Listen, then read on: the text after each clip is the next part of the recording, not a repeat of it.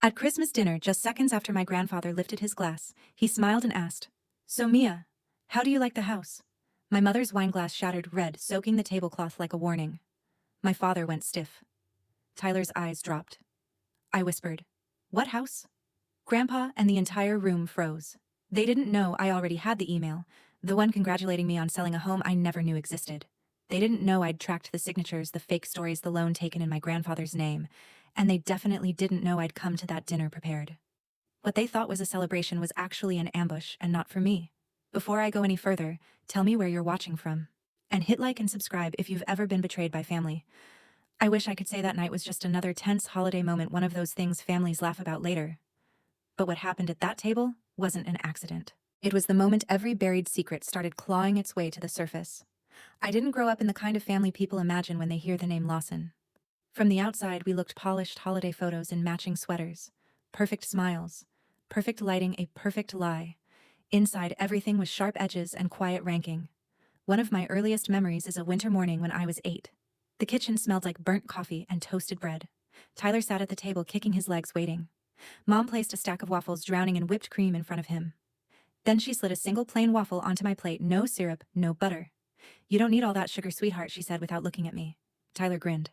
I took a bite of the dry waffle, pretending it didn't bother me. That was the beginning, small imbalances that grew into something much heavier. Another memory sits under the buzzing lights of my school auditorium. I had just won first place in a city art contest. I scanned the crowd for my parents while holding my ribbon with sweaty fingers. They arrived late, loud apologies echoing around the room. When we walked out, Mom wrapped her arm around Tyler and lifted the science trophy he'd won weeks earlier. "This is the kind of achievement colleges care about," she said proudly. My ribbon felt lighter in my hand. That night, I put it in a shoebox under my bed, unsure if anyone would ever ask about it again. Holidays were the easiest place to pretend everything was normal. Thanksgiving smelled like rosemary turkey and tension buried under polite conversation. Christmas sparkled, but unevenly. When I was 16, Tyler unwrapped the newest gaming console while I opened a planner with my initials printed in fading gold. "Maybe this will help you get organized," Mom said, smiling like she'd given me something meaningful. I thanked her. I always thanked her. By the time I reached college, I learned to make myself small. I worked early barista shifts and late retail shifts, saving every dollar. One month, I sent home $300 to help with bills. A week later, Tyler posted photos from a beach trip with his friends. The caption said, "Thanks, fam." That was the first time a slow, quiet anger settled under my ribs. At 24, everything cracked. The bills, the pressure, the comparisons, I collapsed under it. I remember sitting on the floor of my apartment surrounded by laundry, too exhausted to move. When I told Mom I was overwhelmed, she sighed like I'd inconvenienced her. "Mia, if you can't even take care of yourself, how can we trust you with anything important?" I didn't know then how weaponized that sentence would become later. The only place that didn't feel suffocating was Henry's office. He'd look up when I walked in, smile, like he actually saw me. His shelves were filled with old ledgers and framed construction photos, proof of everything he'd built with his own hands. "There's my girl," he always said. With him, I wasn't a disappointment. I wasn't a comparison. I was enough. I didn't know it yet, but every quiet wound, every ignored accomplishment, every moment I learned to shrink, those pieces were stacking up. They were waiting, building toward the day my family's perfect facade would finally crack. Pacific Lane first entered my life on a warm afternoon when I was 22. Henry and I were walking after lunch, the sun catching on the leaves overhead. The houses were quiet, bright, each porch framed with climbing jasmine. He paused in front of one with wide windows. One day, he said, "I want you to have a place with this kind of light." I thought he meant a metaphor, some gentle encouragement to keep going. I didn't know he meant it literally. By 28, the vision of that street had become a kind of escape hatch in my mind, especially on nights when my apartment felt too tight. The heater rattled like it was shaking apart. The pipes in the wall groaned every time anyone on the floor flushed. My bank account lived in a permanent state of warning red.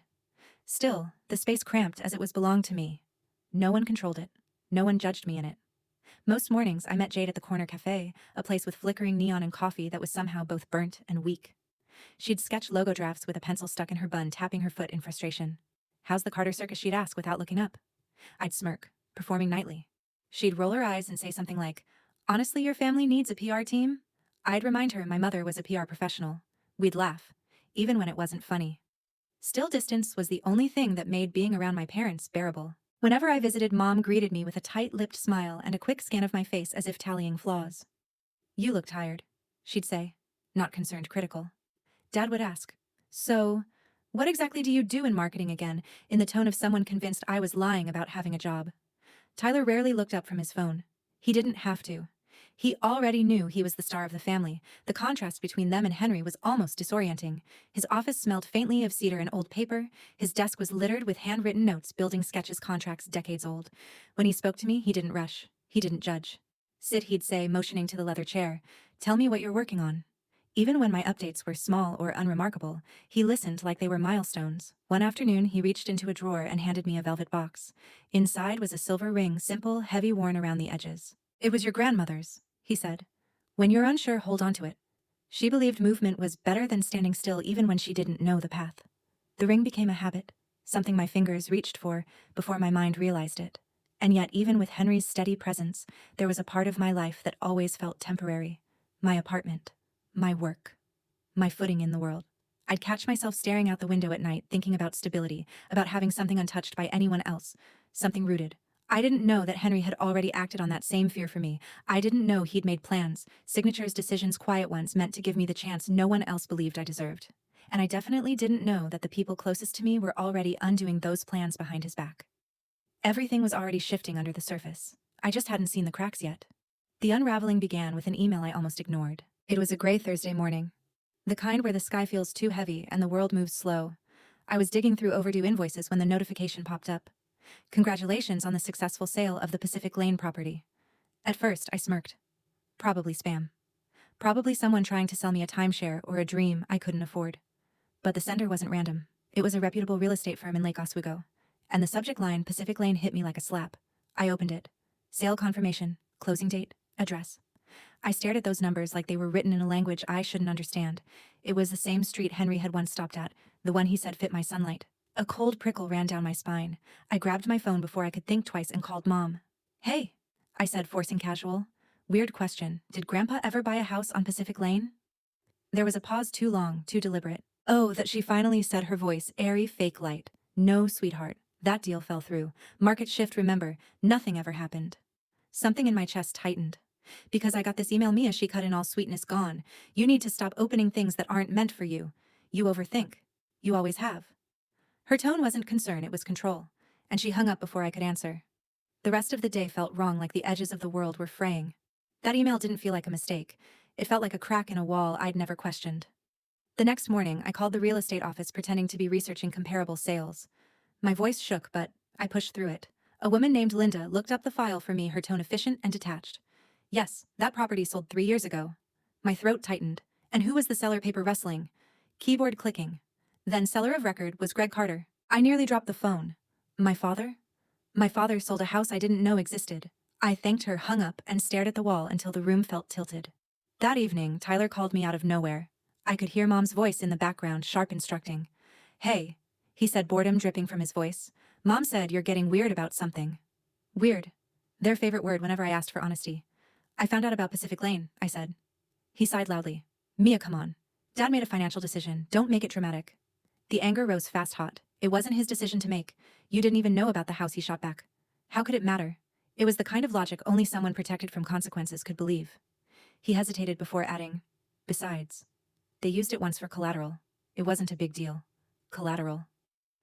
A house meant for me, used like a bargaining chip." I hung up before I said something I couldn't take back. Later that night, wrapped in a blanket on my cold apartment floor, I reread the email, and Tyler's words replayed like a poisoned echo. Every instinct I'd spent years burying screamed that something bigger was happening, something I wasn't supposed to find. I needed the truth. And I knew exactly where I'd find it next. The next morning, the sky was the color of wet concrete. I drove across town with the windshield wipers slapping hard, each swipe louder than the last. Henry's office sat in an older brick building, steady, grounded, everything I wasn't feeling. Nora Blake looked up the moment I stepped into the lobby. She always carried herself with quiet authority, but today her eyes flickered with something else, hesitation.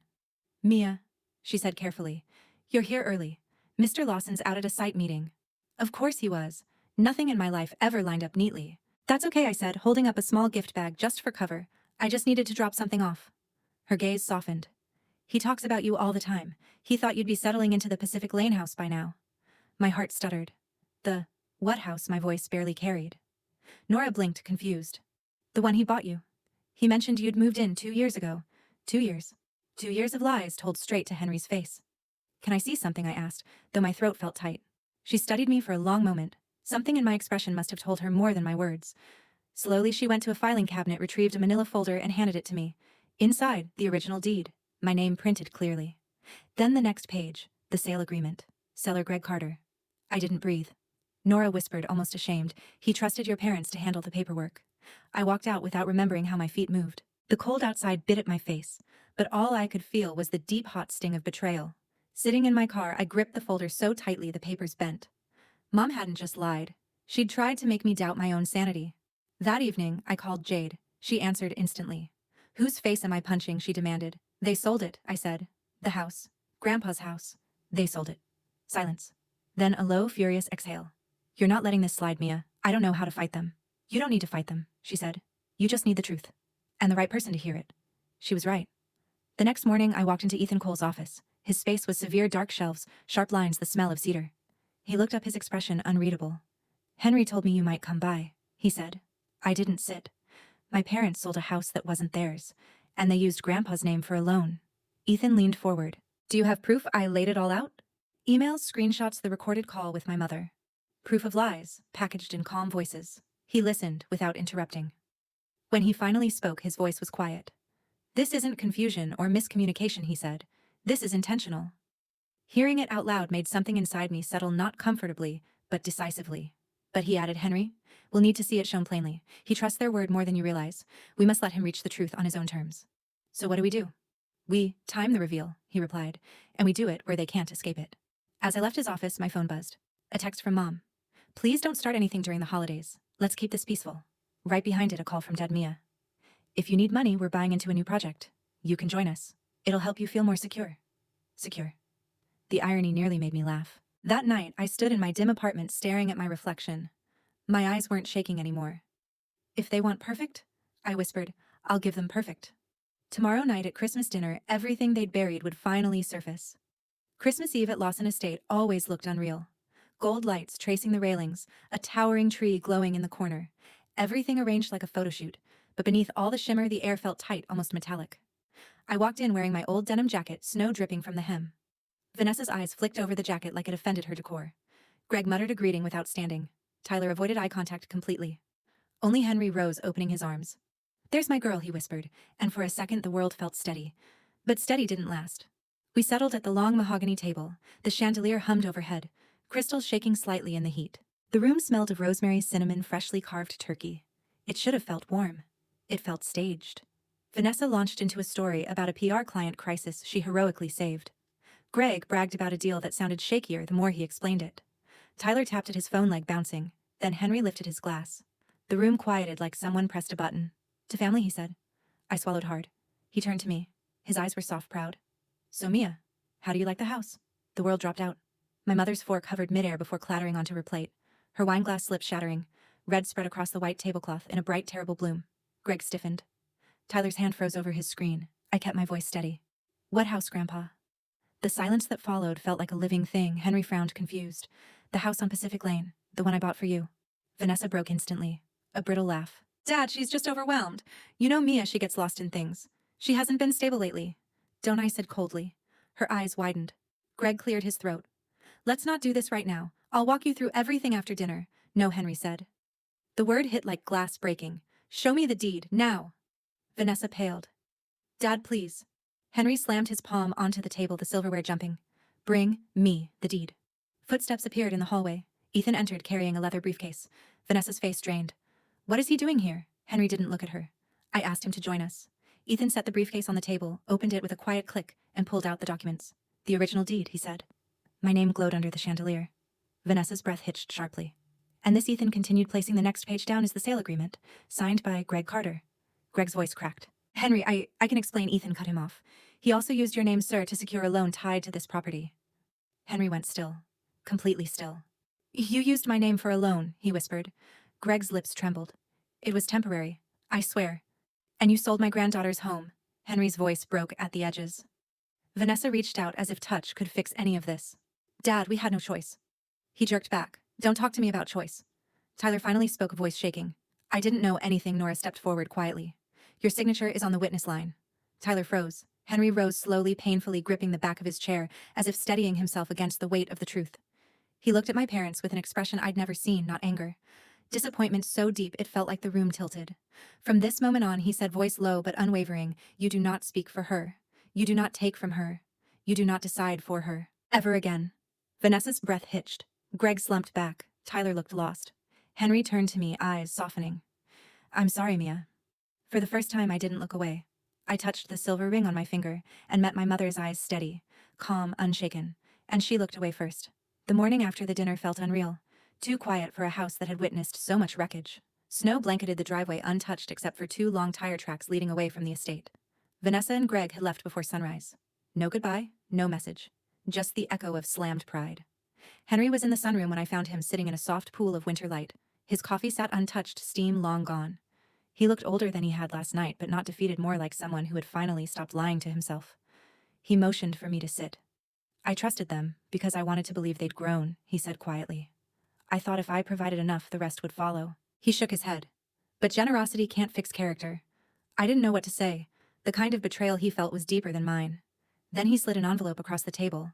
My name was printed cleanly on the front. "I had Ethan redo everything last night," he said. "The house is yours again. No loopholes. No signatures hidden in the margins." My throat tightened. "Grandpa, I don't even know if I want it now." "You don't have to decide today," he said softly. "Just know it's waiting." Later that week, the city hummed with quiet gossip. My parents were removed from 2 boards. A major deal Greg had bragged about suddenly paused. No one knew the whole story, but they sensed enough to step back. I met Jade at our usual cafe. She listened as I laid it all out, the lies, the signature, the way everything cracked open in a single dinner. When I finished, she stirred her coffee and nodded. "You didn't beat them, Mia," she said. "You just stopped letting them beat you." And somehow that felt truer than anything. A few days later, I drove to Pacific Lane. The snow had melted into a thin shine along the sidewalk. The house looked exactly like it did in my memory, bright open waiting. As I stepped toward the porch, the neighbor Mrs. Holloway emerged with a red scarf wrapped tightly around her neck. "Oh, you're the real owner," she said knowingly. "Your parents came by once, took photos, told us their daughter was too sensitive to live here yet." Sensitive, there it was again. Their favorite label. I turned the key in my hand, letting it catch the morning light. "They thought they buried me," I whispered, "but they gave me the one thing they could never control." The lock clicked beneath my fingers, quiet and final. The door waited. If you've ever felt like the outsider in your own family, make sure to subscribe. Stories like this don't just happen behind mansion doors, they happen in quiet kitchens, strained holiday dinners, and families that pretend everything is fine until it cracks. And if you've ever had to take back something that was supposed to be yours from the start, you're not alone. What happened at that dinner was only the beginning. There are still consequences coming, choices to make, and people who won't give up power quietly. Stay with me. This story isn't over.